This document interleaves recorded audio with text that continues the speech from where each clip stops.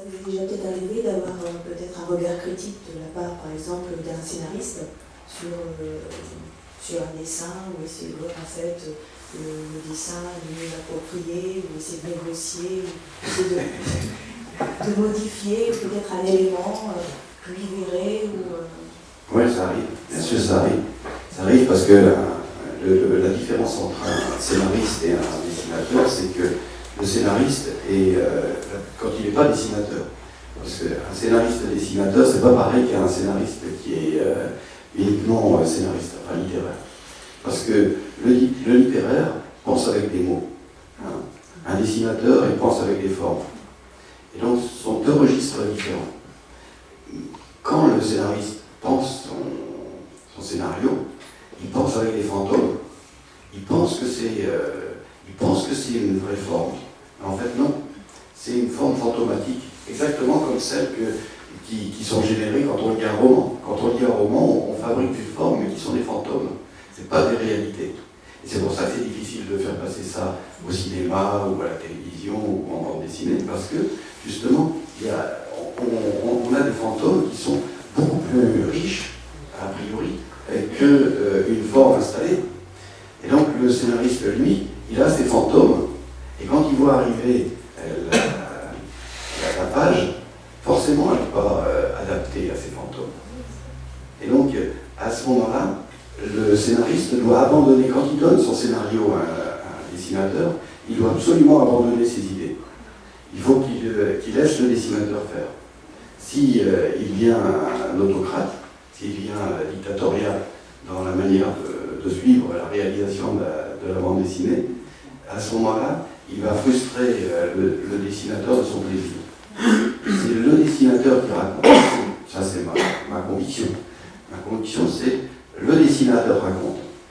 Le scénariste donne un contexte, il donne un noyau à l'histoire qu'il va te raconter. Hein. Mais celui qui est le réel conteur, c'est le dessinateur. Parce que c'est lui qui va incarner, par tous les traits qu'il va mettre, c'est lui qui va incarner l'histoire. Il suffit que le personnage, au lieu d'avoir des petites oreilles, il a des grandes oreilles. Et bien, c'est pas pareil. Au lieu d'être un petit gros, c'est un grand mince. C'est pas pareil. Et pour le scénariste, peut-être que c'était pas si important qu'il soit ni gros ni mince. Mais à partir du moment où on le fait en image, à ce moment-là, chaque forme, une image de bande dessinée, c'est comme une pièce. Si on fait un personnage, c'est comme une pièce d'un puzzle. La pièce du puzzle, elle est adaptée à toutes les autres pièces qui vont être autour. Le type, s'il a telle forme, la table, elle va avoir une autre forme. Son occupation dans l'espace va être différente. Le cadre qui va être derrière va être empiété par sa forme. Et donc, c'est une combinaison de tas de formes, les unes avec les autres, ce qui fait que quand on change une forme, on doit tout changer. C'est vraiment comme ça. Merci. Vous écrivez, quand vous écrivez, donc quand vous dessinez pour un scénariste, est-ce que vous avez déjà à l'avance toute l'histoire, ou est-ce que vos personnages peuvent vous entraîner quelquefois au-delà de ce que le scénariste vous a écrit? Oui, bien sûr, bien sûr. Et même, c'est comme ça que ça doit être raconté, je pense aujourd'hui. Alexandro et moi, on a une conception homogène de l'histoire. C'est-à-dire qu'au fond, une histoire, elle existe comme un être existe. Et l'histoire, elle existe quelque part. Elle est comme une sorte d'entité. Il n'y a qu'une envie, c'est de se manifester. Hein, on peut l'imaginer comme ça. C'est comme ça en tout cas que nous on l'imagine. Et donc on en capte un bout. À un moment donné, on capte un bout comme une bloc de laine qu'on évite, et le reste vient. Et quand il vient, même si en captant le bout, on avait imaginé l'histoire, quand elle vient différemment. Et en même temps aussi, le parcours pour raconter une histoire en bande dessinée est tellement long qu'il il y a une sorte d'interpénétration entre ce qui vous arrive dans la vie et ce que vous racontez, d'une manière analogique. Mais il y a ça qu'il faut faire. Et je pourrais vous donner des tas d'exemples dans ce que j'ai pu faire seul ou avec Alexandro ou avec d'autres scénaristes, des tas d'éléments qui analogiquement se sont produits dans notre réalité. Un peu comme si, par exemple, on peut se servir de la bande dessinée, ça serait presque quelque chose qu'on pourrait mettre au point. Une sorte de conception thérapeutique de la bande dessinée. C'est-à-dire que si quelqu'un va pas bien, on va lui dire, voilà, tu sais mal raconter ton histoire, c'est pour ça que tu vas pas bien. Tu racontes mal ton histoire, tu as l'impression que ton histoire, elle te pourrit la vie. Tu es pourri par ta manière de raconter l'histoire.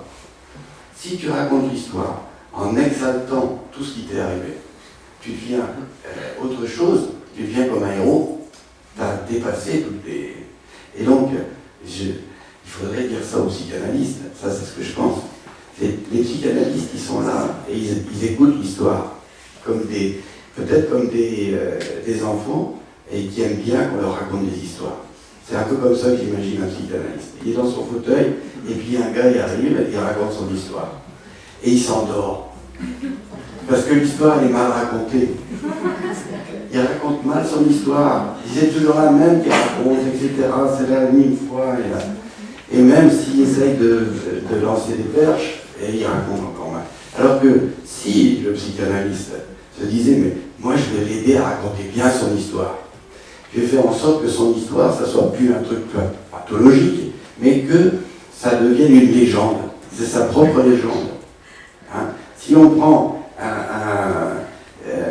Robin des Bois, Robin des Bois, c'est la hors-la-loi, c'est un truand, mais on en a fait une légende. Et il y a plein de gens maintenant qui aimeraient bien être Robin des Bois. Et bien, c'est pareil. Et donc, quand on travaille l'histoire, on a ces événements-là qui sont directement liés à notre vie.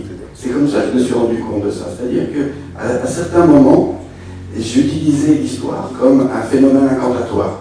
Je voulais qu'il se passe ça dans ma vie. Hein? Par exemple, je vais vous en donner un. Et Alexandro ne m'en voudra pas. Je suis sûr qu'il ne m'en voudra pas. Parce que Alexandro, un jour, il me dit, tu sais, en dessinant le Bouncer, on ne pourrait pas mettre une chinoise.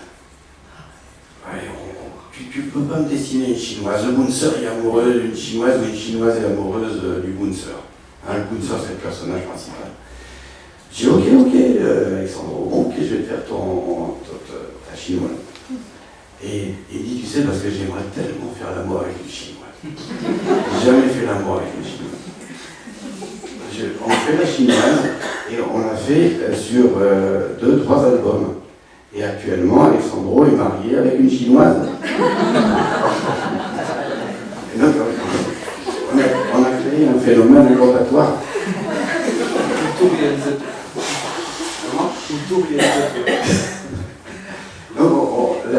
l'histoire, elle fonctionne aussi comme ça. C'est-à-dire qu'on peut, avec une histoire, il faut en tout cas, quand on est raconteur d'histoire, il faut se dire, on commence à raconter l'histoire, mais il faut que l'histoire puisse opérer ses propres vertus. Il faut qu'elle puisse dégager ses propres vertus sur nous, comme elle pourra le faire sur le lecteur. Voilà. Ça, c'est vraiment... Il n'y a pas de maîtrise totale du personnage dès le départ, en fait. Non. Ça va vivre. Il faut le laisser vivre. Et l'histoire, c'est vivant. Et donc, ça doit être... S'il y a des scénaristes comme ça qui cadrent tout. Je connais des scénaristes, alors ça ne veut pas dire forcément qu'ils n'ont pas de succès commerciaux. Hein. Ça n'a rien à voir. Mais il y a des scénaristes qui prennent les 48 pages de bande dessinée et puis qui disent on commence, scène d'action. 2 pages plus loin, il faut calmer. On va mettre une scène un peu émotionnelle. Ensuite, on va remettre une scène d'action. Et là, il faut une explication. Et ils ont sur leur album une sorte de grille répertoriée avec chaque étape. Et à chaque album, ils suivent le même schéma. Alors, ça peut marcher, mais c'est moins vivant. sans doute moins fructueux pour le dessinateur en tout cas. Merci.